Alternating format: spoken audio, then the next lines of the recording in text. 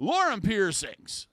I'm going to talk about what you should know before getting that done coming up next on Consultations by a Piercer, episode number 60. I know I said that it was episode 60 last week, but yeah, this one really is, not 59. This is 60.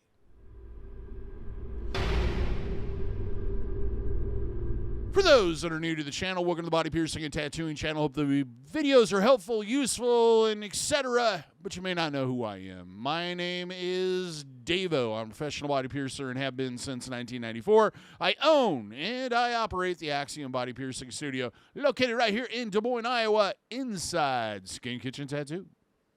Just a little bit of a disclaimer beforehand. I'm going to be talking about a genital piercing.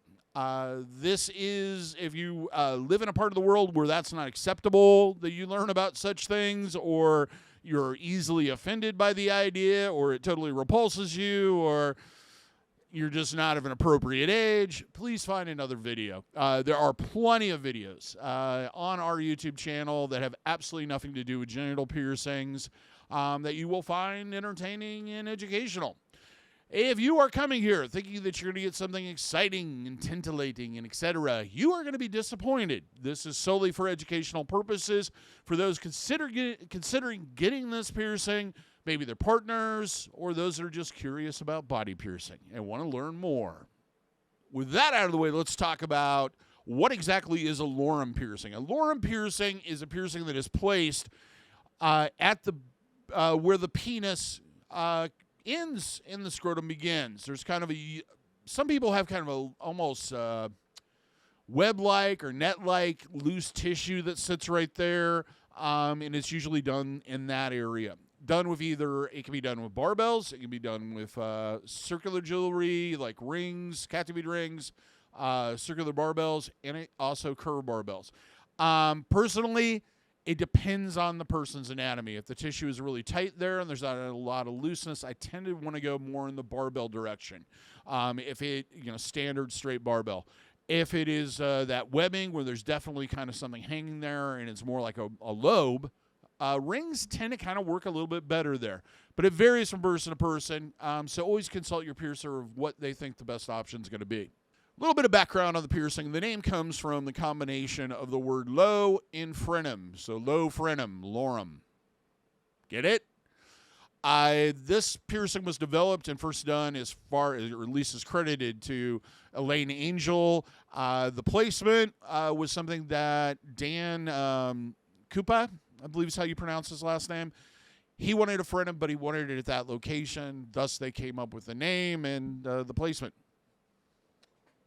Average healing time on this one is going to be about anywhere from roughly about 3 to 6 months.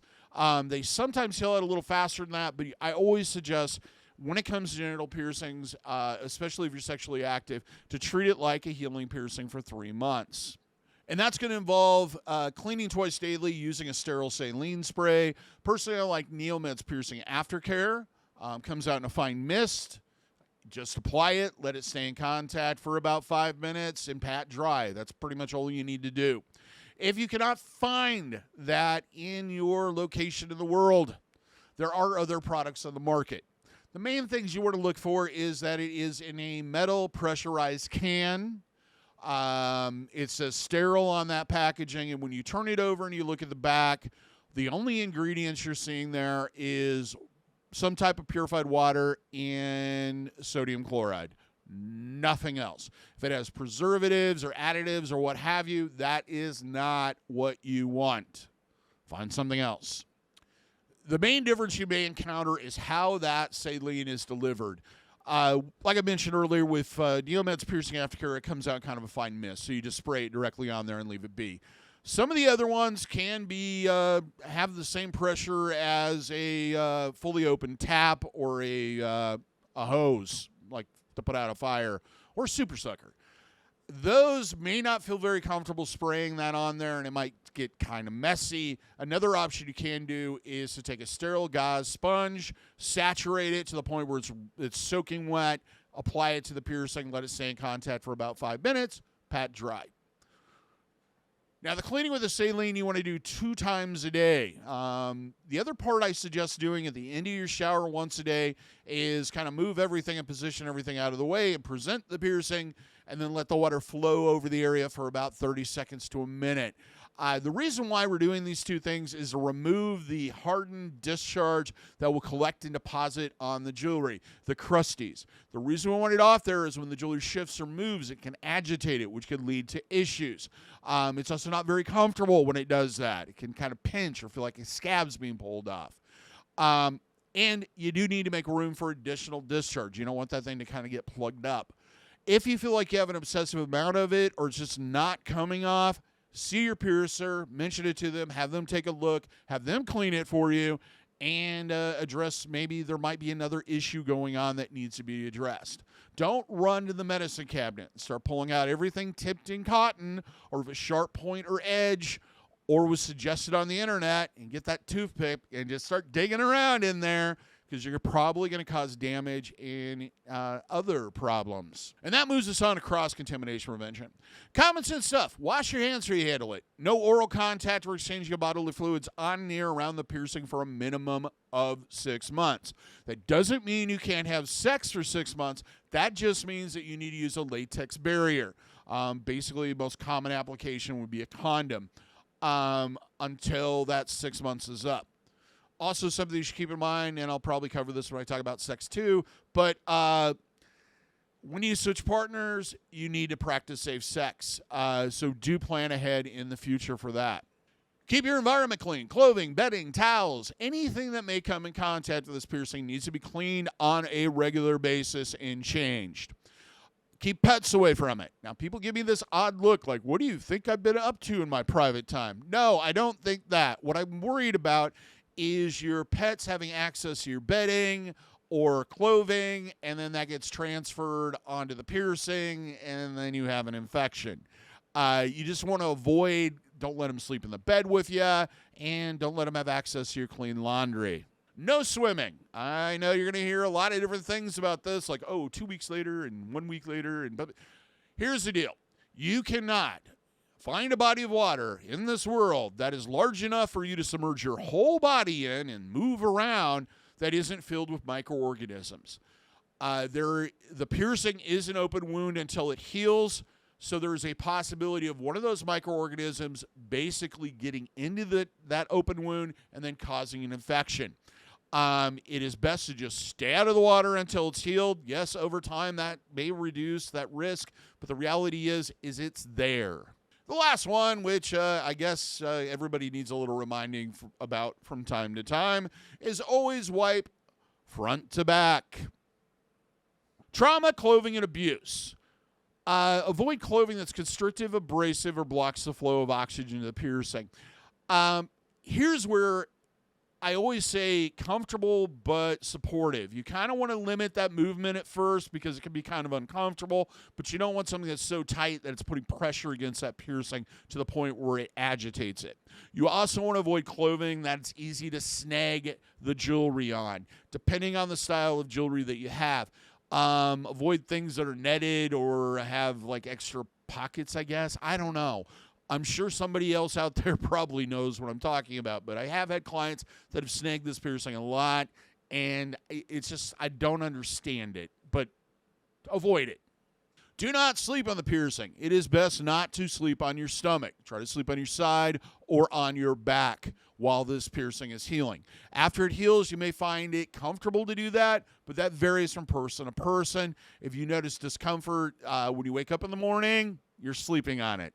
Do not spin, rotate, move, or play with the jewelry. We have a human instinct to just touch things, especially shiny things. And if it's a wound, we have a tendency to want to touch it and see if it still hurts. The reason why it still hurts is because your body's telling you not to mess with it.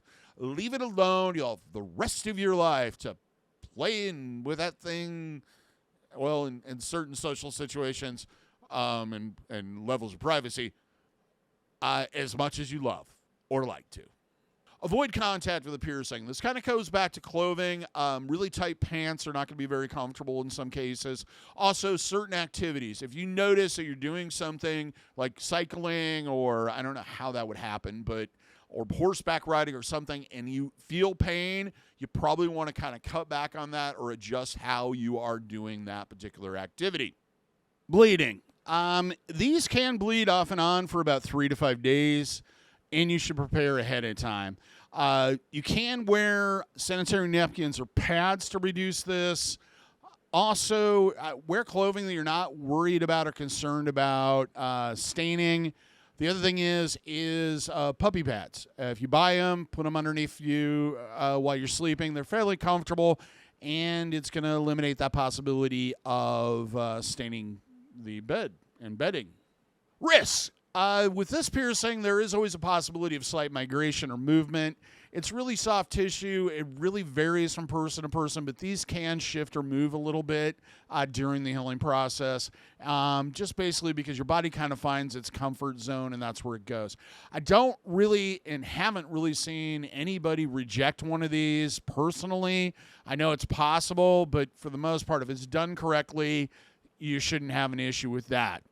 The other thing is STIs and STDs.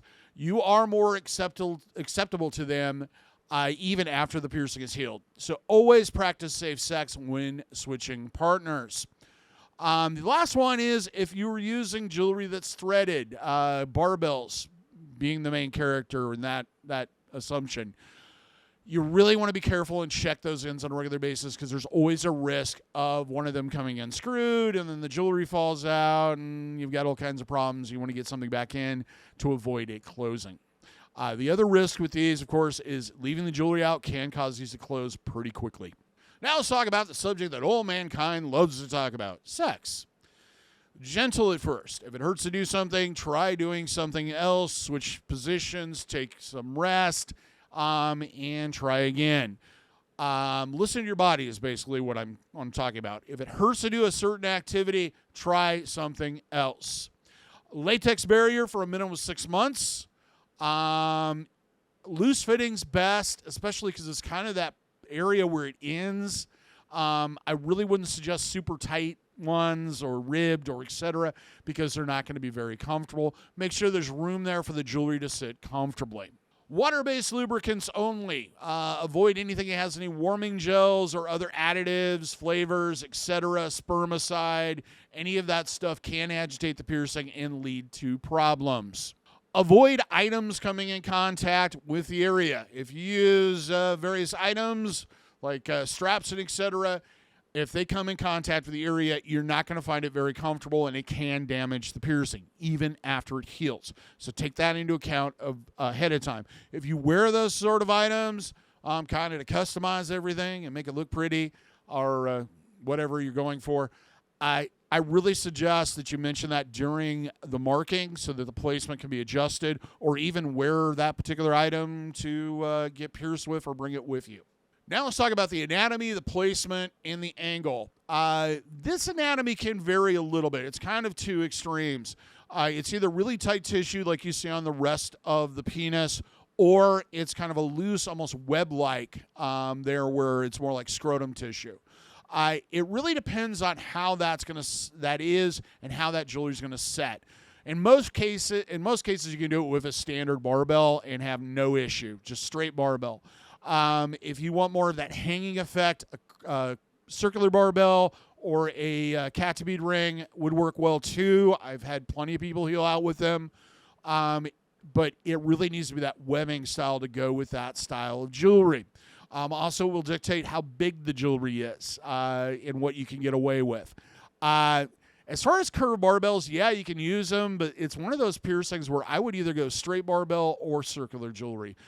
Don't mess with curves. There's really no reason to. Jewelry needs to be internally threaded regardless if it's threaded jewelry, meaning that the ball is a screw that threads into the post.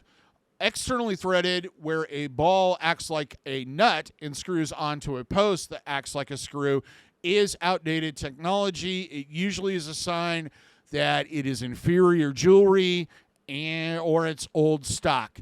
There's no reason in this day and age that something that kind of became standard in the industry 20 odd years ago isn't being used. The thing with barbells is they are going to be anything that's straight, or if you go with a curved option, it needs to be loose fitting to allow for swelling and the expansion of the area and etc. Now let's talk about the piercing and the piercing experience itself.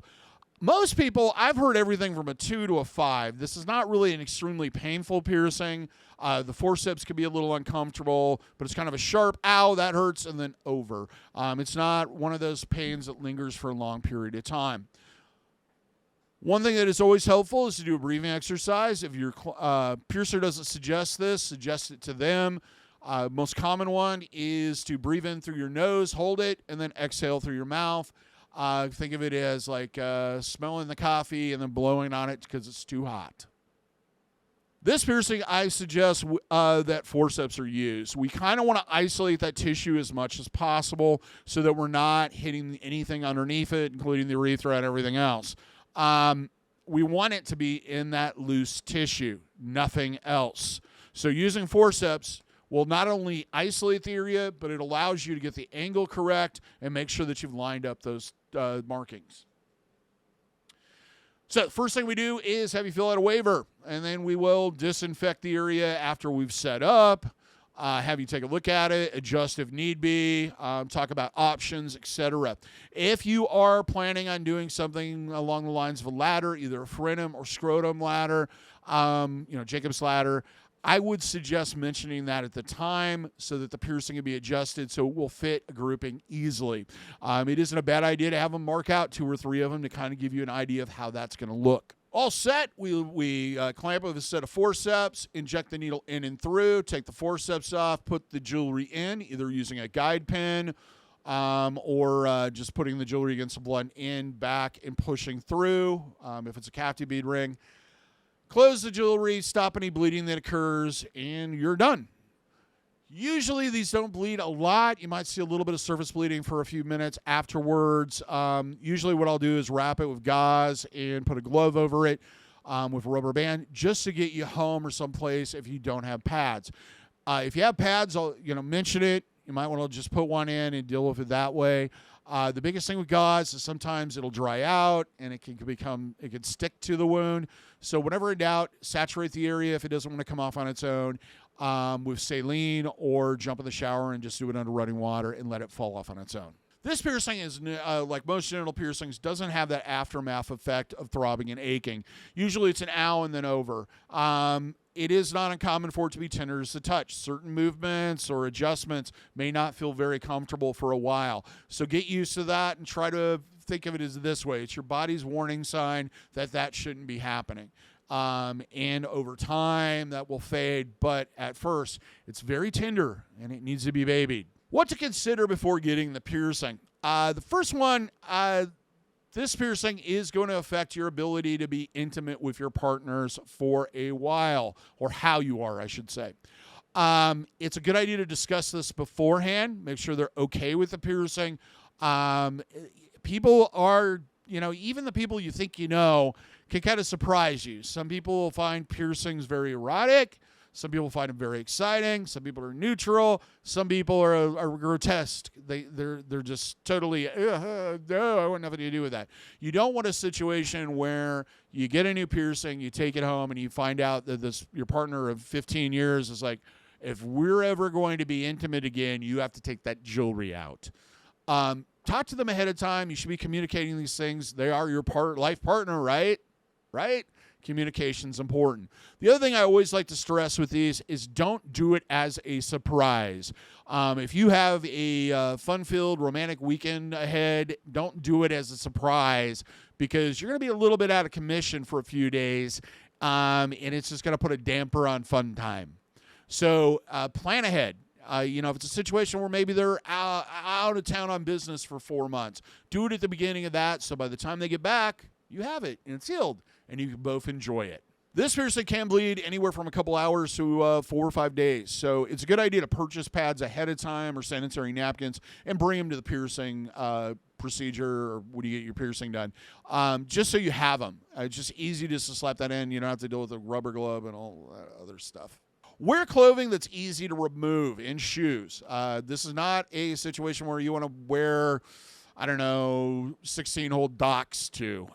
This is fully laced up. You want clothing that's easy to remove, or you can limit the amount that you have to remove just to get to the area. Also, it's a good idea to wear something that you're not really worried about getting stained or wrecked. They can bleed, and sometimes even under the best conditions, some of that can get past whatever is used to kind of stop that and avoid it. So it's a good idea just to wear clothing that you don't really care about, and it's not going to be a problem to throw out later. The other thing with clothing is comfortable. Loose fitting, but comfortable. Support, but comfortable. Cottons are great with this. Don't wear something that's really, really tight, and do wear underwear. I don't understand why people think that's going to be uncomfortable. Movement can affect how these piercings feel during the healing process. So having a little bit of support and reducing that amount of movement is going to be more comfortable. And if you normally don't have that type of clothing, buy it ahead of time. You may need to downsize this jewelry if it was done with a barbell. Plan ahead. Usually downsizing you do in about 6 to 8 weeks. It'll make the piercing heal faster with less problems, and it'll be more comfortable. Most places will just charge for the downsized jewelry, the jewelry itself, and usually have it at a reduced rate so that you definitely are going to do it, and they don't charge to do it. Good idea to do this before you have a few days off. Beginning of a 3-day weekend's a prime example where you just kind of sit around the house, wear some comfy pants, catch up on all the nonsense in the streaming services that you've been putting off because it's really not that good, but you kind of still want to watch it. You cannot swim. If you participate in swimming as a sport, hobby, or your main source of exercising, getting a piercing may not be the best option. You need to have a situation where you can be outside the water for roughly about 3 months just to be on the safe side. So if you have a break in the wintertime or what have you, that's the time to get pierced. Beginning of the season, not the time to get pierced. And the last thing, are you going on vacation or have some big trip planned in the future?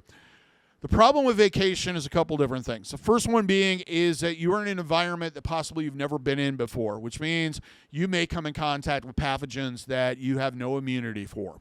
So it increases your likelihood of infection. The next thing is that you are in an environment that you cannot control how clean it is. You're relying on other people. In most cases, if you're staying at a hotel or a friend's house or, I don't know, hostel, you don't have any way of controlling how clean that environment is. So it's high risk. The last thing is everybody likes to swim while they go on vacation, and you can't swim. This is definitely something you want to postpone until you get back from vacation. Don't do this right before you leave. It's just best to kind of wait. The other thing with vacation is usually they tend to be relaxing, and then stressful, then relaxing, then stressful, then relaxing. And having that stress will prolong your healing period. Do you have this piercing? Or thinking about getting this piercing? Leave a comment with your what your experiences were like in your questions. But until then, here's hoping all your piercings heal with ease and without a single issue. And if you're in the Des Moines, Iowa area, I hope to see you for your body piercing needs in the future. Have a good day, everybody. Take care, and we'll see you in this next video.